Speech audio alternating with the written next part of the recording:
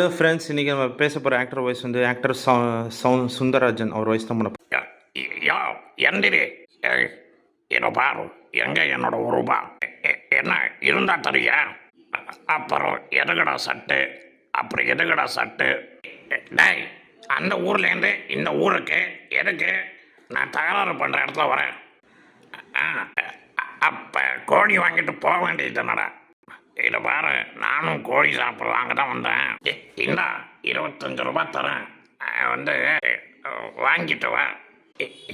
ஏங்க நீங்களே சொல்லுங்க, 200 ரூபாய் செலவு பண்ணிட்டு இந்த ஊருக்கு வந்திருக்கோம். அந்த 1 ரூபாயை அவங்கக்கிட்ட வாங்க முடியக்கூடாது. இதை பாரு, நீ என்ன வேணாலும் சாப்பிடு, வாங்கி சாப்பிடு. ஆனால் எனக்கு வெறும் இட்லி தான் வேணும். என்ன புரியுதா?